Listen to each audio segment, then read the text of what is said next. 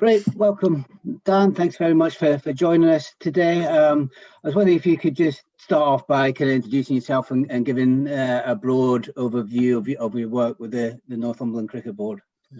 Yeah, my name's Dan Shurben. I'm the performance manager or head coach of Northumberland Cricket Board, and I look after the performance side and the boys and men's pathway. So I look after the governance and sort of the management of the under 11s upwards into the senior men's team. Obviously, once we get out of under 18 cricket, the performance cricket in the county comes under the umbrella of Northumberland County Cricket Club. So they effectively have a sort of development stroke academy side and a first team that plays in the national counties competitions. So I kind of head up that. So I head up the junior sides, and then I'm kind of the link between the board and the club, which then gets we're starting to build that link together where I kind of knit it up, where I look after the men's side and the men's team and manage and coach that. And then obviously I'm the bridge between the two organisations, which is kind of, we're a little bit ahead of the curve in terms of where we are with that and with a lot of other minor counties or national counties. But yeah, it works pretty well where there's kind of me that bring the two together, and that's kind of what's been encouraged through the ECB sort of new county partnership agreements, which have started this year, which have kind of bring the boards and the county clubs together, where in the past they may have worked a little bit not against each other, but they would have different agendas, let's say. That's grand. And along that kind of pathway, how do you go about it, or how do you work with partners to identify talented cricketers? And as I said before, one of the things our students are particularly interested in is, again, about kind of diversity of different groups in performance sport pathways as well. Yeah, I mean, effectively we work with the clubs quite closely, and all of the coaches that support our county age group sides are all club coaches. So effectively we work close with the clubs, obviously, and we're lucky in one respect, but we're not. It's also a frustration in the fact that we're in Northumberland. We are a fairly rural county. It's big in terms of geography, but not big in terms of cricket clubs. So we tend to know or find out quite quickly through these contacts within the clubs who work on our counties in our county system, who either the best players are, or the people that we need to maybe have a look at, or the people that we need to invite onto programs, or get into squads. But then also what comes with that is the governance of that is quite simple, really, for our talent ID purposes. But then the frustrations are that we've got quite a good structure in place in terms of the staffing and the programs that we run, and sometimes we're a little bit short on the quality that we may need. So that means that the time that we get with the players is even more important to work them hard, especially, say for example at under 15 level, where we play the Yorkshire, Lancashires, and there's close to maybe 20 clubs in Yorkshire to one in Northumberland. So we're always fighting sort of against the curve. So we do work quite well with the clubs, and they know. And in return, they'll know who kind of we are, and if they've got anyone to push towards us, then they'll know who to contact. So we'll ask clubs for nominations at different age groups at different times of the year. Like this year has been a little bit different because we've had to cram everything into sort of September, October. Once we found out that we could practice indoors, usually would start that process in the summer holidays, and would have like open days or basically open sessions for kids from different clubs to come together. We then narrow that down to like sort of a bit of a trial sort of process, assessment days, and then we'd select our county age group squads from those players. So it works maybe 80-90% of the time in terms of the clubs will either nominate or pass details on to parents of the players that they think are their best players. But sometimes if clubs don't do that, you may miss the boat with a particular club. But because we are who we are and we kind of know everyone, and the county isn't very big, then that doesn't tend to happen very often, because these players will have already been in our system or will have been made aware of them. So we at that level we work with the clubs, and obviously what I work with the best players, we work quite closely with Durham County Cricket Club and their academy. So we'll play their age group sides at each level, from under 11s up to under 18s, boys and girls, and then sort of where my emerging players program, my academy side, will sort of transition potentially into Durham's academy. So I work quite closely with the academy director and the academy coaches at Durham. And then the I'm not 100% up to date with the women and girls side of it, because that's not my gig at the minute. But they've kind of turned into a sort of regional scope from after under 15. So yeah, so both sides we work closely with, and then where our best players may transition, we work closely with Durham. But then our programs, the standards are getting pushed higher and higher, because we want that transition from our programs into Durham's programs being quite, seamless and kind of easier for the players, instead of, well, our programs are kind of at this level, if they go to Durham it's going to be up here, and then the players fall short because they're not used to it. So it's a bit of a balancing act, both ends. Yeah, and in terms, I guess, kind of cricket especially is kind of one of those sports that there could be statistics and those kinds of things involved in it. Is it kind of judgment that you make? What's the kind of balance between judgment and other kind of criteria and any kind of data that you use in identifying? Well, stats are difficult. I'm not they're important and they don't lie. But they also have to be taken into context sometimes, in terms of a lot of the junior cricket will be played in pairs cricket, so they can only bat for so long. They might have to retire on a certain amount of runs, and it's kind of like the young players will get exposed to senior cricket, but then they're not expected to excel in senior cricket if the 14, 15-year-old until maybe they've been exposed to a little bit more high standard at their own age group. So the stats are important, but they're not the be all and end all. So effectively we'll measure a lot of different things, really. Well, one thing that's important to me is sort of the player's ability to move, just as a person, as a body. Can they move well? Would they be potentially quicker in picking up new skills because they're able to move? Are they athletic enough to field well, to pick the ball up, to change direction? And kind of a human thing and a personal thing is, are they able to listen? Do they look like or do they engage with you? Do they look interested? And there's loads of different things. And obviously the cricket's, it's a very technical game, but everybody's different. So there's no real right or wrong way to hit a ball for four, or to hit a ball along the floor through a particular area. So although you're looking for a good, a base of a technique, those techniques will always be different. So you have to be quite, I'm very much against the sort of like, well, that doesn't look right, so he's not going to come with us or whatever. You're looking at basically who could be maybe the most effective cricketers without them being aesthetically pleasing, let's say, because there's loads of cricketers that I've seen in the past that look nice, but if you're hitting the ball to the fielder, or you're not looking to push the ball or rotate the strike, for example, which is more tactical, then you become an ineffective cricketer, really. So we're looking for players that can use their brains and be intelligent and work things out for themselves, which is kind of what a lot of our programs are based around, problem solving, and then the technique is part of that. And then also, who can be effectively, because we, with us working with a small group of lads a lot of the time, or small group of girls, then we have to make the most of that. So a lot of the time that comes with working, problem solving and working things out in sessions, as well as having the baseline of a technique. So there's lots of different areas that we do look at. And as I say, that because we've got a small number of people working in particular areas, then they're all very, very experienced at what they do, and it works pretty well. There's not a lot of change in terms of our staffing, and everyone's happy doing what they do. So the process has kind of been built up over the last 3 or 4 years into like quite a sound structure, till obviously COVID comes along and disrupts everything.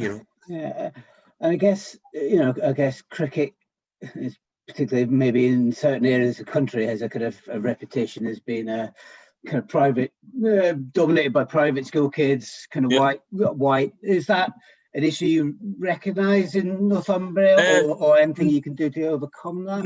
No, not at all. I mean, I'm a little bit different, you see, because I'm the only person that works with the cricket board that isn't from Northumberland. So I'm from south of the river. I live in Sunderland. I've come through the Durham system and stuff and play club cricket in Durham. But effectively, everyone would perceive maybe that to be the case. But I think we did it, chairman of the cricket board asked for a few stats. And I think, for example, I think there's maybe 25 to 30% of our kids throughout our age groups that are privately educated. So a lot of our good players come through the state system. And, we have conversations with some parents, and some parents, are very quick to say, look, my son doesn't come from a school that has any cricket provision, but it doesn't make any difference, really. And, it's play, we play the private schools play a little bit extra cricket, and obviously their structure is there. But, yeah, it's interesting to, it's not private heavy, there's a lot of our better cricketers come from the private sector, but not everyone. And I think in terms of our age group, if we're looking at 80, 100 kids, I think there's a quarter to maybe 30% of them. But yeah, it's we have players from all over the shop coming. Obviously, there's quite a lot of players from south of the county, which is like Newcastle. Sort of, you head out to the east, Whitley Bay, Tynemouth. Then you go further north to Morpeth and Alnwick, and out west to Hexham. So our players come from all corners of the county and have obviously different experiences at club level, and school. Yeah, and it's interesting, as you say, that the kind of the geography of the county makes a kind of difference to how you can operate and those kind of things as well. Yeah, it is. I mean, everything. Our only cricket centre, our cricket specific centre, is in Gosforth. So people tend to forget that sort of the middle of the county is Morpeth, really, or maybe even Alnwick, between Morpeth and Alnwick. So people unfortunately just have to travel south into Newcastle for our programmes, 80-90% of the time, because that's where the facilities are. But yeah, I mean, it's geographically you could be going an hour and a half north to Berwick, But yeah, interesting. Yeah. And in terms of when those kind of kids and players are selected for your kind of pathway, what's then involved for them, and what do you kind of opportunities do? That you've obviously spoken about competition, but how is the kind of training and development for them when they have been identified? Well, we'll run. Squads are always finalised usually this time of year. So, for example, last night we did our last girls' session, girls' trial, like a bit of a mop-up for the kids that couldn't make the initial dates that we, set out in September. And then those parents will be notified of their daughter selection in the next week. The lads are it's the same. The younger age groups are already done. 11s and 13s, 15s will get done next week. 18s will not get done to the new year. We tend to work a little bit with our entry level programs. So with the lads, for example, it's under 11s, we'll work with them a little bit longer. So we may do 10 weeks pre-Christmas and then 10 or 11 weeks post-Christmas. But because things are a little bit delayed, we're not starting until after half term. So we'll do 7 weeks with that group before Christmas. And then what will happen on a weekly basis from early January is that all the teams will work 2 hours, it'll come together 2 hours a week. So we'll just do a weekly age group session at 11s, 13s, 15s, and 18s, and then obviously our emerging players program is an additional program on top of that for our best players between the ages of like 14 and 18. And then obviously the best under 18s will transition into a senior setup, which will happen maybe once a fortnight or once a week. And then the girls will be the same. The girls will come together on a weekly basis at 13s and maybe 11s, 13s and 15s. And then the regional stuff takes a bit of a different turn once the kids comes out of sort of year 10, in the female game. So yeah, so we'll make the most of the half term week. So next week we've got some sessions for some selected players where we'll do some video analysis on batting and bowling techniques, because bowling's such a mechanical movement that it's always really important that the kids they've got an action that's as safe as possible if they're trying to bowl fast, because we get a lot of back injuries. So we tend to do a lot of video and a lot of analysis with our pace bowlers around this time of year, which will set them up nicely for the new year. And then that's the same thing kind of happens at February and Easter, depending on kind of what we've observed from the weekly sessions prior to that. So we'll make the most of those weeks where the kids are off and they can come in during the day and spend a bit more time with us. And then from there into the season, there's always a bit of a lull. So it's sometimes frustrating, but it's just reality where we'll have the older kids, the 18s, they'll practice really hard till Easter. And because of their GCSEs at A levels, we won't see them till July. And then their competition picks up in July. And then there's usually an 8 to 10 week block between the start of July and the end of August where we'll play different formats. We'll have ECB competitions at 50 overs where it's a coloured kit and the white ball, and then we'll play some multi-day cricket where the lads might go away for 3 or 4 days at a time and play another county. And then the formats change over the course of the summer. So normal season would be April to September. Usually the age group stuff doesn't start till May, but goes on till the back end of August. And ideally in a normal summer, the 11s, 13s and 15s would end their summer with like a festival somewhere. So last year we were due to go to Barnard Castle, and the under 11s go down to Suffolk, to Ipswich School to play a 4-day festival there. And the format of the games would range between 2 20-over games in a day to a 40-over game to a 50-over game to a 3-day game, depending on the age group. So there's lots of opportunity, and usually the process would be from now you'd be selected, start your program in January, and then the competition phase would finish in sort of late August, and then you'd either start the process again, or we don't have under 12s or under 14s.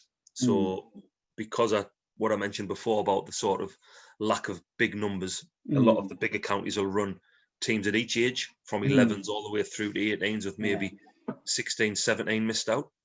But what we do is we'll pick, if we've got a squad of 20 players, say at under 15 level, there may be between 6 and 8 of those under 14 players.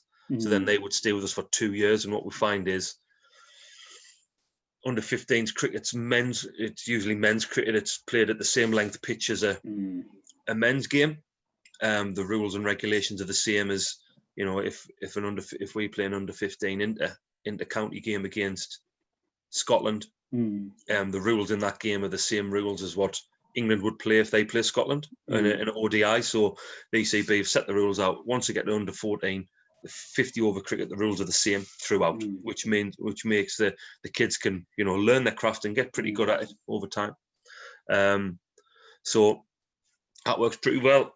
So that the under 14s in that group will work with us for 2 years. They'll be exposed at the right time to the game, playing a year above, and then by the time they come out of the under 15s, they've gone from being the young pups as 14s to the best players at 15s. So for us that works brilliantly, because we spend more time with them, and they grow quite quickly, and over that 18-24 month period, the rate of development is really, really important. As a negative sort of thing to that, people say, well, you don't have 14, so certain kids are missing out. But the way we look at it is, if we're working with between 6 and 8 kids that are our best players at that age group, we're working for 2 years, you're only looking at like sort of between 6 to 8 lads that are missing out, maybe that would maybe be involved the next year. So we have to take that sort of, unfortunately for them kids that may be missing, we'll see it as really, really important that we're able to work with those 6 to 8 players for 2 years in one age group to push them on. So that works really, really well for us. But again, we'll be starting again with that next year, purely down to the fact that we've missed an entire summer. So those lads that would have been exposed to it this year won't be. Next season it'll be interesting to see where those lads are. Yeah, it's interesting. I guess some of our students will know cricket better than others, I guess. But we've obviously kind of got a game where there's very, very different skills of batting, different types of bowling, wicket keeping. At what points during that pathway, do you begin to specialise somewhere through that kind of age group pathway, or right from the outset? Yeah, I mean, usually if you're playing, if we are playing, say, under 11 county team, and we are selecting that, when those lads come to our sessions to try and get into that squad, or want to be part of our system, in bring into our system, the wicket keepers will already be there. We'll have lads that are really keen to wicket keep, for example, which is a really tough job, and you need to be as really brave to do it. And there'll be players that I'll do a little bit of that, and then unless they put the hand up and say I'll do a little bit of that for you, you won't actually know. The batters will be the kids that like to bat will be already there. You might have the spin bowlers, you'll have the lads who try to bowl fast. So by the time that they come to us, they're kind of already there in terms of what they'd like to do, and that may change over time. We've got lads, and what we do find is a lot of the time, lads that we've got some lads in Durham system at the minute that lads start off as batters that bowl a little bit as they mature physically. By the time they're 15, their bowling overtakes their batting, and they become bowling all rounders, for example. So they're more of a bowler that bats a bit, but when they're 11 or 12, then maybe they be the more dominant batters in the group, and they might bowl a little bit. So depending on the rates of development and their opportunity and what they understand that they may be better at over time, that does change. But maybe 70 or 80% of the time, the kids would come to us knowing what to do. If they're a spin bowler, would work to develop their spin, and so they'd already be there. Club level's sort of the stage that they would maybe experiment and do a little bit of everything, and then work out maybe what they would enjoy the most, or what they'd realise they'd be good at. And then by the time they come to us, they're kind of already there. And I guess kind of follow on from that, I guess in any kind of pathway, there's kind of selection at different points, as you said, and you've issued those kind of issues with the under 14s. What do you find happens to those kids who kind of don't make it all the way through the pathway? And is there things, we recognise problems in other sports where the kids then no selected drop out of the sport entirely. Is that an issue for yourself, or is sometimes it is? Yeah, massively. I mean, you try to get the balance right between making people understand that it's going to happen, making trying to do it sensitively in a way that you say, look, because some kids' parents will ring you and say, well, how do I tell my kid that he's not picked when he's picked last year? It's like, well, I understand that that's difficult, but the reality is that he's not ready to be involved with that, because with cricket, it's sometimes a safety issue. You might have a parent that thinks his son's ready to play and should be playing when he's that reality is he's nowhere near. So if you've got a hard ball and you've got somebody running trying to bowl at them, sometimes we've got safety and safeguarding issues with that. So it is really difficult. So you just got to get the balance right. What we tend to find is once the kids leave 15s and they begin to make their own decisions and they start to leave school, some kids drop out themselves, and that's usually, unfortunately, based on the experiences that they may have had and where they understand they are. So really, we have some issues with kids where they might get I don't know, say that the best thing since sliced bread for 4 years, until they come to us at under 15s, they realise the game's a little bit harder, they don't do so well, they may realise that actually they're not as good as they were told they were, and then they actually think, well, actually cricket's not that important, I'll go and do something else. So that's the balance now that we've got. The problem, not necessarily the problems, but the more disappointments come a little bit earlier. Once the lads get to 13, I see it quite a lot to the players. If I was to give you all a bit of paper and a pen, and you were to tell me who the best batter is, and who the best bowler is, and who the best spinner is, and who's the best fielder, for example, those four things, the players as a group, they wouldn't be far wrong in terms of identifying who the better players are. So a lot of the kids are intelligent enough to understand where they sit, and we try to build the players up as much as we can with the sessions to make them as independently thinking as possible, so they can work things out for themselves. But But if, you know, the experience is a top level sport where it gets quite competitive, sometimes the reaction to either failure or poor form, or understanding that the game's quite a difficult game to play at a high level, that turns people away. Our hope is that it doesn't turn them away from the game completely, and that they still continue to play, but they want to do it in a more social scene, for example, with their mates if they go off to uni or come back. But, you know, we are dealing with, in a squad of 20, under 18s, for example, we know for a fact that we'll have 6 or 7 lads that want to get into Durham's system. We'll have 6 or 7 lads that want to be as good as they can be. And we'll have 6 or 7 lads that you won't see again after they leave that age group. And that's just the reality of it. You've just got to be really sensitive and really sort of personal when you're delivering that news, you know, and not have a sort of blanket approach, and make the parents and the players understand that, you know, you're not just getting rid of them because they're not, you know, it's kind of like we have it's never a closed door. So you might leave the pathway one year and get back in the year after. You know, it's just it's an unfortunate sort of part of the process at this level, you know. And it's interesting how you say kind of working with the parents and speaking to the parents is important. It's absolutely key. It's absolutely key, because you need them to trust. You need their trust, really. You know, and it's how you communicate that. So a lot of the way that we coach well, I think, and one of my sort of strengths, I hope, is somebody that's able to communicate with the players well in a particular way, based on their age and ability and stuff like that, and where I think they can go, and you'll adapt that accordingly. And it's the same with the parents. And it's a little bit easier as the parents get older, because it's a simple conversation to say, look, this is where you need to kind of disappear and let the relationship between me and your son kick on, and you need to stay out of it, because it's an unfortunate thing where some parents get too involved, really. But then instead of just casting that aside, you know, that's got to be managed as well, and parents will be demanding in different ways.